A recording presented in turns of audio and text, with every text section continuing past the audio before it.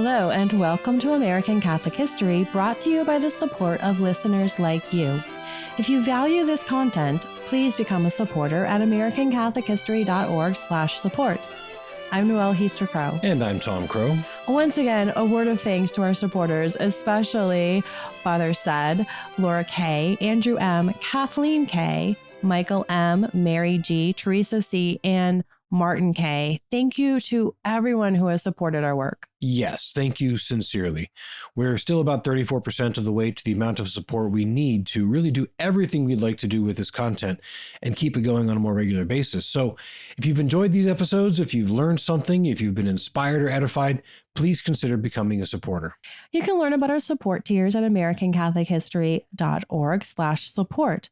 The lowest is just $5 each month, but for more each month, you'll get extra perks. Yeah. Also, thank you for your very kind reviews and 5-star ratings. Yes, those help others find us, and we really do appreciate hearing ways our work has helped you, your kids, your students, your parish, whatever. Thank you, and please keep them coming. So, all that said, on with the show. Today, we're talking about Mother Mary Elizabeth Lange, the foundress of the first religious order for Black people in America, the Oblate Sisters of Providence. Mother Lange was really the right person in the right place at the right time. Yeah, that kind of sounds providential. Doesn't it? So it sounds like the name of her order was perfect. Yep, pretty much. But she really was just the right person in the right place at the right time. She was a free Black woman in a slave state in the decades before the Civil War. She was not a native-born American. She was well-educated, and she started out her adult life with her own independent wealth from an inheritance. So, yeah, not a typical situation at all. But in the providence of God, she was situated to do amazing things, and she freely chose to do those things for the greater glory of God. And she did it all so well that her cause for canonization is now open, and very rightly so. Hopefully it won't be too much longer before she is raised to the altar and held up as an example for all of us to emulate. So let's talk about this likely saint waiting to be canonized. Yeah, so Elizabeth Clarice Lange was born somewhere between 1783 and 1794. The records are unsure about her early life. According to one source, she was born in Saint-Domingue, which is more or less modern-day Haiti, the western portion of the island of Hispaniola. The same source says that her mother, Annette Lange, was the daughter of a Jewish plantation owner, while her father, Clovis, was one of the slaves on that plantation. And then in the early 1790s, Annette fled Saint-Domingue when the slave rebellion broke out in Saint-Domingue. They settled in Cuba, where young Clarice received an excellent education. Now, other sources dispute the birth on Saint-Domingue, saying it is possible, likely even, that she was born in Cuba to French parents. Either way, by the mid-1790s, she was in Cuba, where she received an excellent education. In the early 1800s, she emigrated to the United States, first landing in Charleston, South Carolina, then Norfolk, Virginia, and by 1813, when she was 29, she finally settled in Baltimore, Maryland. Now, remember, South Carolina, Virginia, and Maryland were all slave states. Lots of free Blacks lived in those states, but most of the Blacks in those states were slaves. What's interesting is that the city of Baltimore at the time, free Blacks outnumbered enslaved Blacks, and this was in part due to that same revolution in Saint-Domingue that Lange had fled. Many of them came to Baltimore and then settled there. So when she arrived, she was coming to live among her own people in many ways. And what she found there among her own people, as well as other Blacks, was a dire need for education. The situation for the free Blacks wasn't that different from what would happen in New York a few decades later when waves of uneducated and destitute Irish arrived fleeing the potato famine. In New York, it was, of course, the great John Hughes who championed education. In Baltimore, there were a number of Protestant groups that had opened schools already, but the need was much greater than even they could handle. So Lange, well-educated and independently wealthy, took it upon herself to do something about it. Sort of like us, just not independently wealthy. Yeah. Well. Sorry. Yeah. The year she actually opened her own school is not certain, but it seems like it was about 1818 when she and a friend, Marie Ballas, opened a free school for Black girls in her home. They charged no tuition living on Lange's inheritance. From what we've seen, it looks like Lange's school was the only one that charged no tuition in the town. And there was no free public school available to Black children until 1866, which of course was after the Civil War and full emancipation was in effect. But of course, the money didn't last forever. About 10 years in, financial problems began to set in, and Lange and Ballas needed help. This really is where Providence steps in. Yes, because at about this same time, which is the late 1820s, Father James Nicholas Joubert was looking for some women who could be trusted to start a school for Black girls with the support of the archdiocese. Joubert is actually an interesting figure to enter the story at this point. He himself was a refugee from Saint-Domingue, although he wasn't born there. Right. He was born in France in 1777 and grew up there in the midst of the French Revolution. In his early 20s, he got a job as a low-level official in the new French government.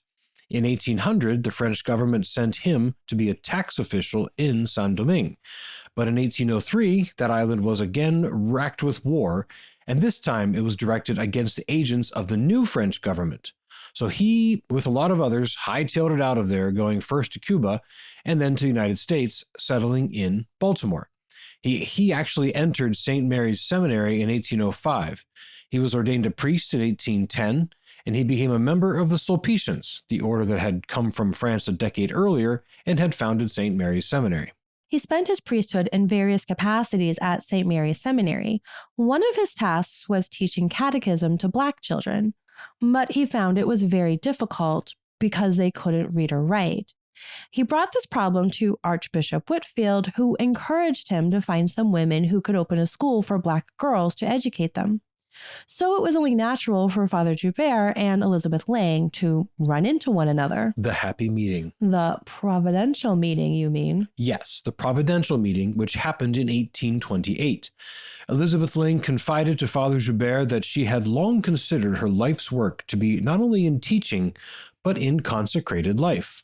Father Joubert took her up on both and said he would help to direct the school and raise money, and he would support the formation of a religious community with Lange as the superior. Now, this was radical. Up to this point, no religious communities in the United States accepted Black men or women among their number. This would be the first Black religious community in the United States. Elizabeth Lange, who had been in the United States for at least 16 years by this point, undoubtedly recognized the opposition she would face.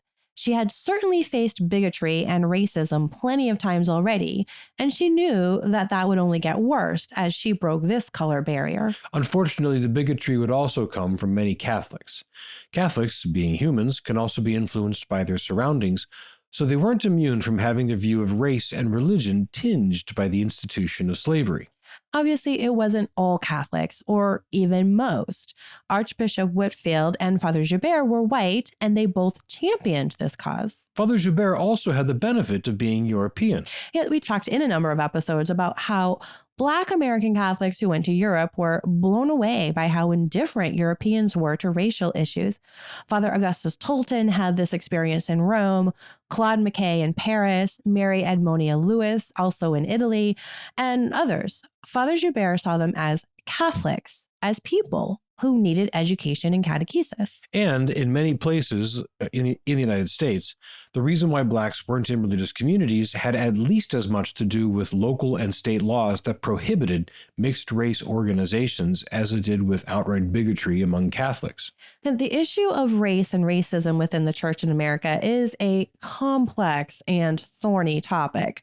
It's actually something we deal with and talk about a bit during our pilgrimage to the Kentucky Holy Land and Bourbon Country, because that area, as amazing as it is, had some parts of our history that we're less than proud of. But also some great examples of Catholics living in harmony regardless of race. Right. Father Baden, Daniel Rudd. It's a fascinating microcosm of the church in America. Speaking of which, seats are filling up for that pilgrimage this coming August, so don't miss out. Get information about that amazing trip on our website and sign up soon. Space is limited. That's true. Fewer than 10 spots available left, right? Mm-hmm. All right, plug aside. Let's move on with the story of Mother Elizabeth Lange. Yes. The next part is the formation of the religious community. On July 2nd, 1829, Elizabeth Lange and 3 other women, including Marie Ballas, took their vows, and the Oblate Sisters of Providence were born, with Elizabeth Lange as the superior. Lange herself took Mary as her religious name. That made her forever known as Mother Mary Lange. The first paragraph of the rule read as follows. The Oblate Sisters of Providence are a religious society of virgins and widows of color.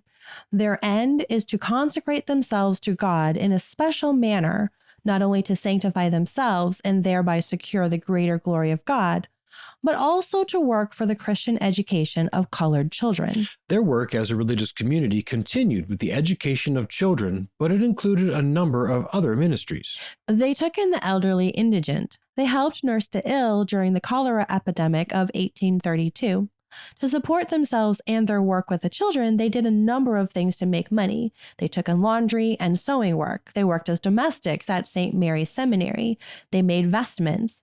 And yes, they'd go out begging for support to help the children see that relying on charity and begging for support has its own dignity. The school they operated eventually became known as St. Francis Academy. Their programs expanded to include vocational training and other classes for older women. They even opened homes for widows and orphans. Those intrepid women overcame significant odds. In addition to the expected poor treatment due to racism and bigotry, they had to find a new clerical champion every few decades. In 1843, Father Joubert died, and the Sulpicians decided not to continue ministering to the Oblates. Which, while unfortunate for the Oblates, made sense because the Sulpicians' primary work was the education of priests.